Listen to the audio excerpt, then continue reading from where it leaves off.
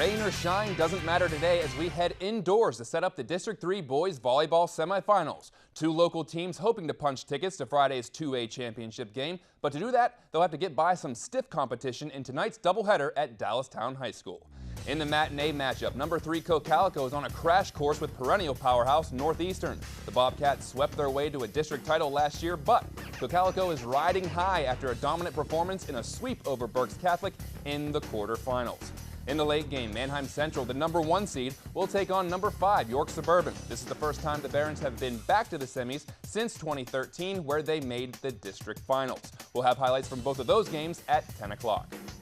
Moving on to district baseball, Manheim Central set to take on league rival Lampeter Strasburg tomorrow in the 5A quarterfinals. Barons able to advance because of a 7th inning rally that allowed them to upset number 5 Elizabethtown by a score of 4-2.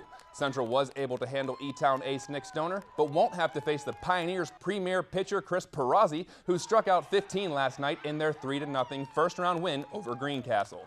These teams met once in the regular season, with LS coming out victorious 2-1. First pitch of that game will happen under the lights at 7 p.m. at LS. Head coach Matt Huber says his team is enjoying the ride one game at a time. We had a couple of district wins 2 years ago, but most of these guys were young, so they were in the dugout watching, and now they get to play.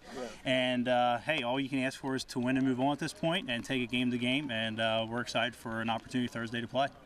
Central not the only team playing tomorrow. Also in action are the number 4 seed Warwick Warriors. They get to stay home as they host number 5 Wilson in the 6A quarterfinals. Warwick expected to have ace Zach Peters on the mound. That game starts at 4:30. Now it's time to jump into the District 3 softball bracket. 2 of our local teams in action yesterday, both against York County teams. We'll start in 6A with number 7 Warwick hosting number 10 Dallastown. Could the Warriors scratch out a win and advance?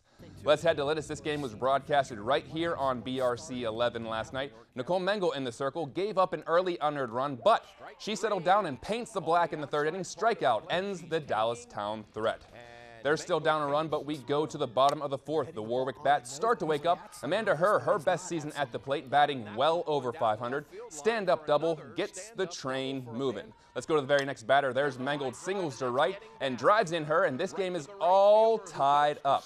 Warwick's defense did come up with a couple of great plays. Leanne Runkle, wait for it, boom goes the cannon, firing to 3rd, and see you later. Let's go ahead and take another gander at that one. Let's relive the magic. Wow, what a throw. Still tied at 1 in the 6th, but Dallastown back-to-back doubles. Runner waved in, and the Wildcats will win 2-1 and send Warwick home for the summer. Now let's move on to the 5A bracket now, where the Garden Spot Spartans headed over to York County to take on the Rockets of Spring Grove. Garden Spot qualified for the districts for the 2nd straight year, coming off a semifinals appearance in 2016, but to get back to that point, they have to get past the Rockets.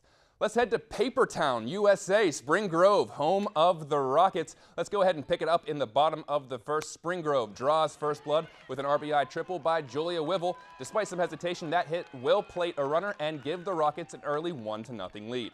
Let's jump to the bottom of the 3rd now. Garden Spot, they are trailing 2-0. This is when things get a little shaky for the Spartans. A shot to right goes just above Megan Fisher's outstretched glove at second base, and then some miscommunication ends up leading to 3 runs scored for Spring Grove to make it 5-0. Now, despite the score, Garden Spot did flash some leather in the field. Here's shortstop Sydney Nichols making a nice grab to prevent a hit. Then, let's go out to right field. Abby Ford will not be denied. She tracks down a ball and makes the diving catch. And then finally, Fisher does not let this one get over her glove as she makes the running snag. You got to hand it to Garden Spot. They didn't go down without a fight. Bottom of 7, Spartans able to manufacture a run after Nichols doubles to start the inning and eventually scores on a fielder's choice. But unfortunately for the Spartans, a solid 2017 campaign comes to an end. Garden Spot falls to Spring Grove 6-1. And finally, in international field hockey, Team USA will be hosting Ireland for 3 games as part of a test series. You can catch all 3 games right here on BRC-11, starting tonight with games on Friday and Saturday to follow. All games start at 6:30. USA is currently ranked 6th by the International Hockey Federations, with Ireland holding down the 15th spot. So this should be an exciting series of games. Team USA last hosted Ireland for a test series in May of 2015, with Team USA sweeping the series 3-0. Well, that'll do it for sports. We'll be right back.